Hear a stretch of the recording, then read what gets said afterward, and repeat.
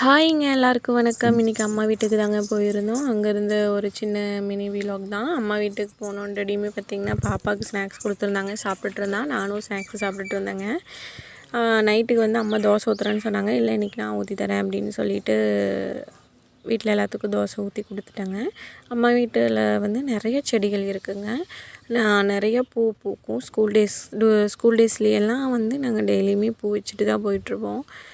அப்போ வந்து கொஞ்சம் கம்மியாக தான் இருந்தது. இப்போ நிறையாவே அம்மா செடிகள் வாங்கி வச்சுருக்காங்க. நீங்கள் உங்கள் வீட்டில் என்னென்ன செடிகள் இருக்குதுன்னு சொல்லிவிட்டு மறக்காமல் கமெண்ட் பாக்ஸில் கமெண்ட் பண்ணிடுங்க. இங்கே பாருங்கள், இது வந்து நாட்டு ரோஸ் அப்படின்னு சொல்லுவாங்க எங்கள் ஊர் சைடில். செம மணமாக இருக்கும். அடுத்து வந்து 7 டேஸ் ரோஸு, அடுத்து முல்லை செடிங்க. இது வந்து இன்னொரு பூ, இந்த பூ வந்து பார்த்திங்கன்னா எல்லோ கலரில் தான் இருந்தது. கொஞ்சம் வாடிடுச்சு மழை பெய்யறங்காட்டி. இப்போ வந்து இது வந்து பார்த்திங்கன்னா மல்லிங்க, குண்டு மல்லி.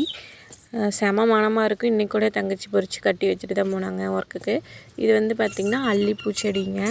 இது பார்த்திங்கன்னா கெலாக்கான்னு சொல்லுவாங்க அந்த செடிங்க. அடுத்து இது காக்கட்டாம்பூ செடி, துளசி செடி. அதுக்கு கீழே வந்து பார்த்திங்கன்னா கத்தாழை செடி வச்சுருப்பாங்க. இது மிளகு தக்காளிக்குங்க, வயிற்று புண்ணுக்கு ரொம்பவே நல்லது. இது பெரிய முல்லை செடிங்க. நிறையா அம்மா செடிகள் வச்சுருந்தாங்க. இப்போ கொஞ்சம் கம்மியாக இருக்கிற மாதிரி இருக்குது. இது வந்து கத்திரிக்காய் செடி. கத்திரிக்காய் காய்ச்சிட்டு இருந்தது. இப்போ சீசன் இல்லை அப்படிங்கிறதுனாட்டி காய்க்கலங்க.